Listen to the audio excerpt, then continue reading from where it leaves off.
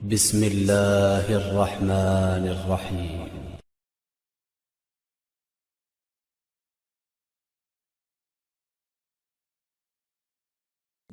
اپنی طرف سے حلال کو حرام سمجھنا، اللہ پر افطرا باندھ کر دائرہ اسلام سے خارج کس طرح ہوتا ہے بندہ؟ اللہ تبارک و تعالیٰ ارشاد فرماتا ہے، سورہ یونس کی آیت نمبر 59 ہے، فرمایا قُلْ أَرَأَيْتُمْ مَا أَنزَلَ اللَّهُ لَكُم مِّن رِّزْقٍ فَجَعَلْتُم مِّنْهُ حَرَامًا وَحَلَالًا قُلْ اللَّهُ أَذِنَ لَكُمْ أَمْ عَلَى اللَّهِ تَفْتَرُونَ۔ تم فرماؤ، بھلا بتاؤ تو وہ جو اللہ نے تمہارے لیے رزق اتارا، جو اللہ نے تمہارے لیے رزق اتارا، اس میں تم نے اپنی طرف سے حرام اور حلال ٹھہرا لیا۔ تم فرماؤ، کیا اللہ نے اس کی تمہیں اجازت دی یا اللہ پر جھوٹ باندھتے ہو؟ اللہ اکبر۔ بس یہ آیت دیکھیں نا، یہ آیت ان پر فٹ ہوتی ہے، جو حرام کرتے ہیں 11ویں کو، جو حرام کرتے ہیں میلاد کو، جو حرام کرتے ہیں محفل محرم کو، ان پر یہ فٹ ہو رہی ہے۔ قل ارأيتم ما انزل الله لكم من رزق فجعلتم منه حراما وحلالا قل الله اذن لكم على الله تفترون، کہ تم فرماؤ، بھلا بتاؤ تو وہ جو اللہ نے تمہارے لیے رزق اتارا، اس میں تم نے اپنی طرف سے حرام اور تو اپنی طرف سے حلال کرا دیا، اس کو اپنی طرف سے حرام اور اپنی طرف سے حلال ٹھہرا لیا۔ کیا اللہ نے اس میں تمہیں اجازت دی ہے کہ تم شریعت کے ٹھیکیدار بن جاؤ اور تم اس کو حرام قرار دو، تم اس کو حلال قرار دو؟ تمہیں کس نے یہ اجازت دی ہے؟ کس نے یہ تمہیں اس چیز کا اذن دیا ہے؟ کہا نہیں، تمہیں کسی نے نہیں دیا، بلکہ کیا ہے؟ فرمایا قل اللہ اذن لکم ام علی اللہ تفترون۔ تمہیں اگر اللہ نے اجازت نہیں دی تو تم پھر اللہ پر تو جھوٹ باندھنے والے ہوئے۔ اس آیت سے ثابت ہوا کہ کسی چیز کو اپنی طرف سے حلال یا اپنی طرف سے حرام سمجھنا ممنوع ہے، اللہ پر بہتان ہے، اللہ پر افطرا ہے۔ آج کل بہت سے لوگ اس بیماری میں مبتلا ہیں اور مبتلا ہو رہے ہیں، ممنوعات کو حلال کہتے ہیں، مباحات کو حرام کہتے ہیں۔ دیکھیے نا، بینکوں کی جو بینکاری ہے، اس میں بہت ساری ایسی چیزیں ہیں جو سود ہیں، حرام ہیں۔ جگہ ارشاد ہے سورۃ النحل آیت نمبر 116 میں، وَلَا تَقُولُوا لِمَا تَصِفُ أَلْسِنَتُكُمُ الْكَذِبَ، دوبارہ وَلَا تَقُولُوا لِمَا تَصِفُ أَلْسِنَتُكُمُ الْكَذِبَ هَذَا حَلَالٌ وَهَذَا حَرَامٌ لِتَفْتَرُوا عَلَى اللَّهِ الْكَذِبَ إِنَّ الَّذِينَ يَفْتَرُونَ عَلَى اللَّهِ الْكَذِبَ لَا يُفْلِحُونَ۔ اور نہ کہو اسے جو تمہاری زبانیں جھوٹ بیان کرتی ہیں، یہ حلال ہے اور یہ حرام ہے، اللہ پر جھوٹ باندھو، بے شک جو اللہ پر جھوٹ باندھتے ہیں ان کا بھلا نہ ہوگا۔ صدر الافاضل حضرت علامہ مولانا سید محمد نعیم الدین مراد آبادی رحمۃ اللہ علیہ آیت مبارکہ کے تحت لکھتے ہیں کہ زمانہ جاہلیت کے لوگ اپنی طرف سے بعض چیزوں کو حلال، بعض چیزوں کو حرام کر لیا کرتے تھے اور اس کی نسبت اللہ کی طرف جوڑ دیتے تھے۔ اس کی ممانعت فرمائی اور اس کو اللہ پر افطرا فرمایا گیا۔ آج کل بھی جو لوگ اپنی طرف سے حلال چیز کو حرام، جیسے میلاد کو حرام کہہ دیتے ہیں، فاتحہ کو حرام کر دیتے ہیں، 11ویں کو، عرس کو، محافل محرم کو حرام کہہ دیتے ہیں، تو یہ اصال ثواب کی چیزیں جن کی حرمت شریعت میں وارد نہیں، انہیں اس آیت کے حکم سے ڈرنا چاہیے کہ ایسی چیزوں کی نسبت یہ کہہ دینا کہ یہ شرعاً جائز نہیں، شرعاً حرام ہے، اللہ پر افطرا ہے، اللہ پر بہتان ہے۔ ایسے لوگوں کو ڈرنا چاہیے۔ اپنی طرف سے اللہ پر بہتان لگانے والے جہنمی ہو جاتے ہیں، یہ دائرہ اسلام سے خارج ہو جاتے ہیں۔ صرف کس وجہ سے یہ دائرہ اسلام سے خارج ہوا؟ بغض کی وجہ سے، اناد کی وجہ سے۔ اللہ والوں سے بغض تھا تو اس نے 11ویں کو حرام کر دیا، اللہ کے نبی سے بغض تھا تو اس نے میلاد کو حرام کر دیا، کہہ دیا۔ اسی طرح امام پاک، امام حسن، امام حسین اہل بیت سے اس کو بغض تھا تو اس نے محرم کی محافل کو حرام قرار دیا۔ ان کے بغض کی وجہ سے یہ دائرہ اسلام سے خارج ہو گیا۔ اس کا وقت کو پتہ ہی نہیں ہے کہ تو ایک بغض کی وجہ سے اپنے آپ کو دائرہ اسلام سے خارج کرا رہا ہے، ان کا کچھ نہیں گیا۔ تو جتنے مرضی فتوے لگاتا رہے، 11ویں کھانے والے نے چھوڑنی نہیں ہے، میلاد کھانے والے نے چھوڑنا نہیں ہے، محرم کی محفل لگانے والے نے، محرم کی سبیل پینے والے لگانے والے نے اس کو چھوڑنا نہیں ہے، کیونکہ اس کا عشق ہے، عشق فتوے نہیں دیکھتا، بڑی بات ہے یہ، عشق فتوے نہیں دیکھتا، تو جتنے مرضی فتوے لگاتا رہے، بہرحال تو فتوے لگا کر خود اب دائرہ اسلام سے خارج ہو رہا ہے، اس لیے تجھے سمجھنا چاہیے کہ تو کہاں جا رہا ہے، تو آ جا مدینے والوں کے سائے میں آ جا، تو آ جا حسینی قافلے میں آ جا، یزیدی قافلے کو چھوڑ دے، یزیدی لشکر کو چھوڑ دے، اور اسی طرح ابو جہل ابو لہب والے لشکروں کو چھوڑ دے، آ جا حسینی لشکر میں۔ حسینی لشکر والے کیا کرتے ہیں؟ یہ اللہ کے احکامات پر عمل کرتے ہیں، اللہ کے نبی کے حکم پر عمل کرتے ہیں، اسی لیے تو دونوں جہاں میں ان کا بیڑا پار ہے۔ دیکھیے 11ویں شریف کو بدعت کہنے والوں کے لیے قرآن کیا جواب دیتا ہے؟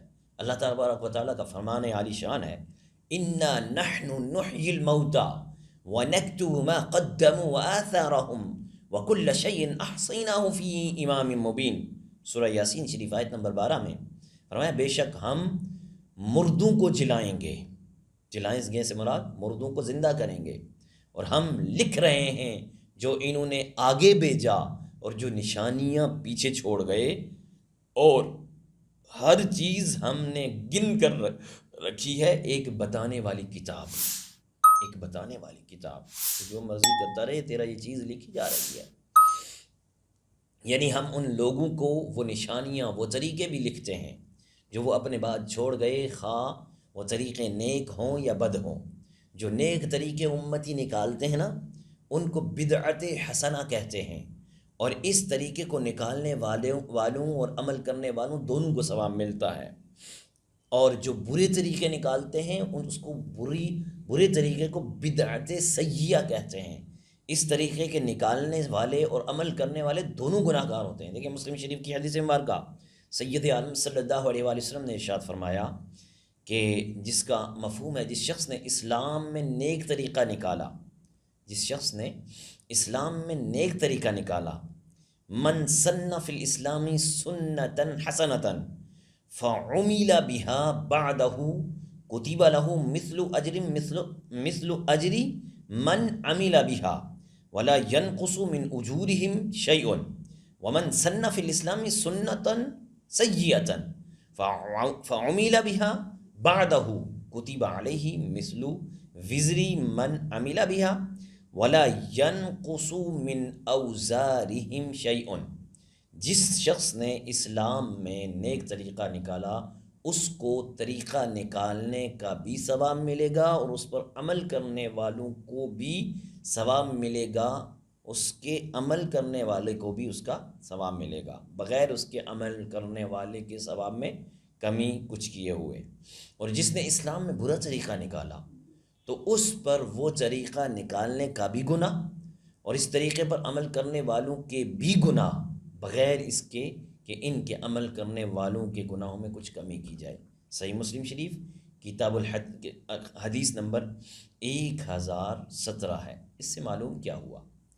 معلوم ہوا کہ صدہا امور خیر مثل فاتحہ، 11ویں شریف، تیجا، 40واں عرس، توشہ، ختم، محافل ذکر حسین، محافل ذکر میلاد، محافل ذکر شہادت اہل بیت، جن کو بد مذہب لوگ بدعت کہہ دیتے ہیں، اور اس کو بدعت کہہ کر منع کرتے ہیں اور لوگوں کو ان نیکیوں سے روکتے ہیں، یہ سب کیا ہے؟ درست اور باعث اجر و ثواب ہیں، اور ان کو بدعت سیئہ بتانا غلط اور باطل ہے۔ یہ طاعات اور اعمال صالحہ جو ذکر ہے، تلاوت ہے، صدقہ و خیرات پر مشتمل ہے، یہ بدعت سیئہ کیسے ہو سکتی ہے؟ یا قرآن کی تلاوت کرنا بدعت سیئہ ہے؟ کیا درود شریف پڑھنا بدعت سیئہ ہے؟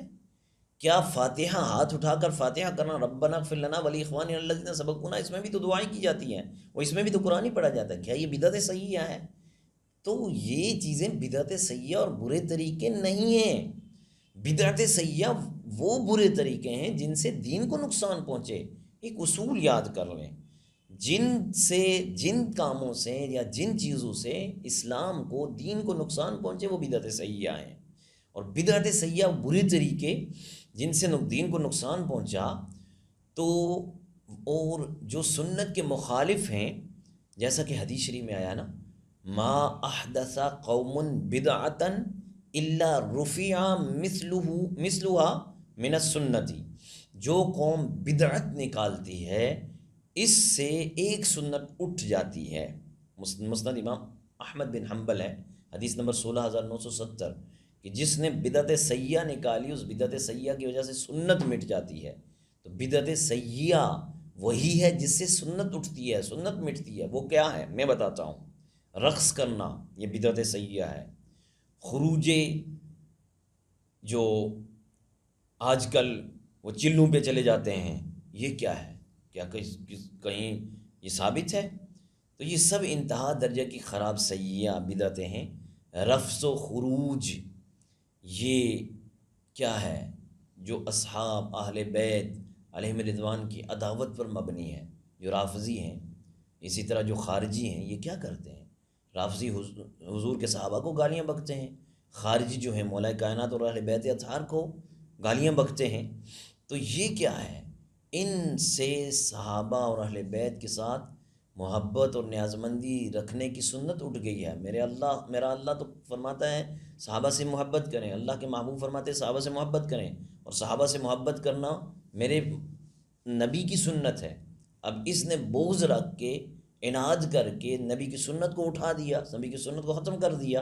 تو یہ بدعت سیئہ اور سب سے بڑی بری بدعت۔ مقبولان حق حضرات انبیاء کرام، اولیاء کرام کی جناب میں بے ادبی کرنا، گستاخی کرنا اور تمام مسلمانوں کو مشرک قرار دینا ان لوگوں کا مقصود ہے، جو 11ویں کو، میلاد کو، محفل جو آراس ہیں اور اسی طرح محفل محرم ہیں، ان کو جو لوگ بدعت کہتے ہیں نا، ان کی اصل بات یہی ہے کہ سارے مشرکوں کو بدعتی، سارے مسلمانوں کو مشرک اور بدعتی کہتے ہیں۔ اسے بزرگان دین کی حرمت اور عزت اور ادب اور تکریم اور مسلمانوں کے ساتھ اخوت اور محبت کی سنتیں اٹھ جاتی ہیں، جن کی بہت شدید تاکید ہیں اور جو دین میں بہت ضروری چیزیں ہیں۔ اور اس آیت کی تفسیر میں یہ بھی کہا گیا ہے کہ آثار سے مراد وہ قدم ہے جو نمازی مسجد کی طرف چلنے میں رکھتا ہے۔ اس معنی پر آیت کی شان نزول یہ بیان کی گئی کہ بنی سلمہ مدینہ طیبہ کے کنارے پر رہتے تھے، انہوں نے چاہا کہ مسجد شریف کے قریب آ بسیں۔ اس پر یہ آیت کریمہ نازل ہوئی اور سید عالم صلی اللہ علیہ وآلہ وسلم نے فرمایا کہ تمہارے قدم لکھے جاتے ہیں، تم مکان تبدیل نہ کرو، یعنی جتنی دور سے چل کر مسجد میں آؤ گے اتنا زیادہ آپ کو ثواب ملے گا، ہر قدم پر ثواب ملے گا۔ جتنے زیادہ قدم ہوں گے اتنے زیادہ ثواب ہوگا، اتنا زیادہ اجر ہوگا۔ تو اس لیے جہاں پر تم ہو وہیں پر رہو۔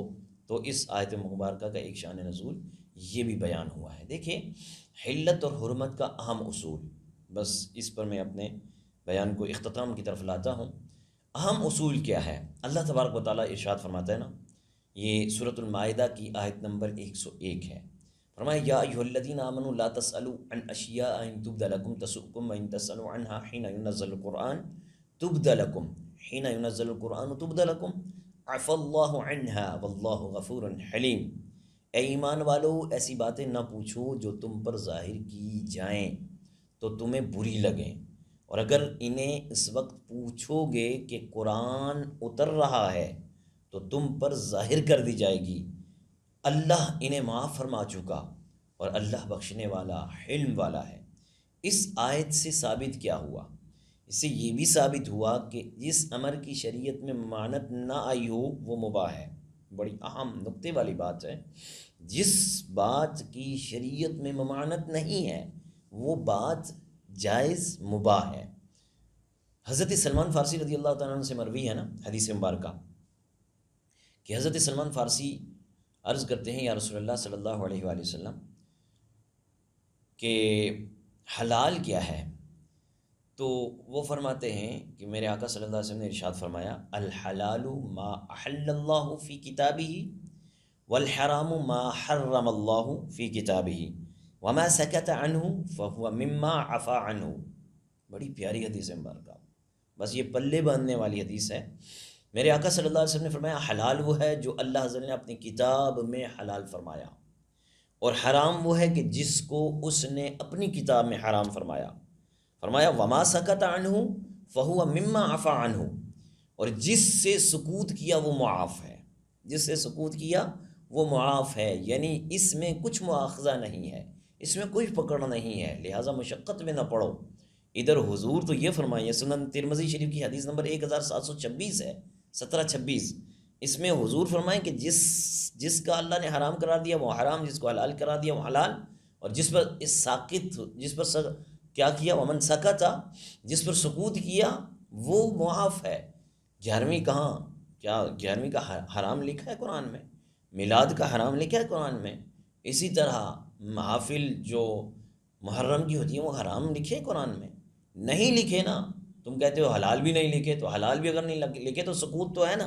تو حضور نے کیا فرمایا، وما سکت عنہ فہو مما عفا عنہ، کہ جس پر سکوت اختیار کیا، نہ اس کا حرام قرار دیا نہ حلال قرار دیا، اس پر سکوت اختیار کیا، تو یہ سکوت اختیار کرنا یہ ہمارے لیے جائز اور مباح ہو گیا، ہمارے لیے جائز اور مباح ہو گیا۔ ہم قرآن اور حدیث پر چلنے والے ہیں، تو اس لیے یہ ہمارے لیے جائز ہے، حلال ہے، ہم اس پر تو انشاءاللہ قیامت تک قائم اور دائم رہیں گے۔ میرے آقا اعلی حضرت امام اہل سنت مجدد دین و ملت الشاہ امام احمد رضا خان فاضل بریلوی رحمۃ اللہ علیہ اس آیت کے تحت لکھتے ہیں کہ بہت سی باتیں ایسی ہیں کہ ان کا حکم دیتے تو فرض ہو جاتی، اور بہت سی ایسی ہیں کہ منع کرتے تو حرام ہو جاتی، پھر جو انہیں چھوڑتا یا کرتا تو گناہ میں پڑتا۔ اس مالک مہربان نے اپنے احکام میں ان کا ذکر نہ فرمایا، یہ کچھ بھول کر نہیں کیا، وہ بھول اور ہر عیب سے پاک ہے، بلکہ وہ ہمارا رب ہم پر مہربانی کرنے والا ہے، اس نے مہربانی کی ہے، اور ہم پر مہربانی کے لیے یہ مشقت میں نہ پڑیں۔ تو مسلمانوں کو فرماتا تو تم بھی ان کو چھیڑو نہ، ان کی چھیڑ نہ کرو، پوچھو گے کہ حکم مناسب دیا جائے تو تم کو دقت ہوگی۔ اس آیت سے صاف صاف معلوم ہوا کہ جن باتوں کا ذکر قرآن اور حدیث میں نہ نکلے وہ ہرگز منع نہیں ہیں، بلکہ اللہ کی معافی میں ہیں۔ دیکھیے دار قطنی ابو ثعلبہ خصنی رضی اللہ تعالیٰ سے راوی کی روایت کرتے ہیں، رسول اللہ صلی اللہ علیہ وآلہ وسلم نے فرمایا، بے شک اللہ تعالیٰ نے کچھ باتیں فرض کی ہیں، انہیں ہاتھ سے نہ جانے دو، اور کچھ باتیں حرام کی ہیں، ان کی حرمت نہ توڑو، اور کچھ حدیں باندھی ہیں، ان سے آگے نہ بڑھو، اور کچھ چیزوں سے بے بولے سکوت فرمایا ہے، ان میں کاوش نہ کرو۔ یہ سنت دار قطنی ہے، حدیث مبارکہ احمد، بخاری، مسلم، نسائی، ابن ماجہ، ان کتب میں حضرت ابو ہریرہ رضی اللہ تعالیٰ سے بھی روایت ہے، آپ فرماتے ہیں نا کہ جس بات میں نے تم پر تضییق نہ کی اس میں مجھ سے تفتیش نہ کرو کہ اگلی امتیں اسی بلا سے ہلاک ہوئیں، یعنی وہ زیادہ سوالات کرنے کی وجہ سے ہلاک ہوئیں۔ جس بات کو منع کروں اس سے بچو، اور جس کا حکم دوں اسے بقدر قدرت بجا لاؤ۔ یہ احادیث مبارکہ تھی۔ تو ان احادیث سے، ان آیات سے ثابت کیا ہوا؟ ثابت یہی ہوا کہ ہمارا رب ہم پر آسانی چاہتا ہے، ہمارا رب ہمیں مشقت میں نہیں پڑنے دیتا۔ یہ احادیث بعلی ندا منادی کہ قرآن و حدیث میں جن باتوں کا ذکر نہیں، نہ ان کی اجازت ثابت، نہ ممانعت وارد، اصل جواز پر ہیں، ورنہ اگر جس چیز کو کتاب اور سنت میں ذکر نہ ہو مطلقاً ممنوع اور درست ٹھہرے تو اس سے تو سوال کرنے والے کی کیا خطا، اس کے بغیر پوچھے بھی وہ جائز ناجائز نہیں رہتی۔ دیکھیے قال ربنا تبارک و تعالی ولا تقولوا لما تصف السنتكم الكذب هذا حلال وهذا حرام لتفتروا على الله الكذب ان الذين يفترون على الله الكذب لا يفلحون۔ اس آیت مقدسہ نے ہمیں واضح پیغام دے دیا۔ خلاصہ کلام یہ ہے کہ 11ویں شریف اپنی مروجہ فردیت میں مستحب ہے، اور مرتبہ اطلاق میں اصال ثواب ہونے کی وجہ سے سنت ہے، اور سنت سے مراد سنت رسول صلی اللہ علیہ وسلم ہے، اور یہ سنت قولیہ مستحبہ ہے۔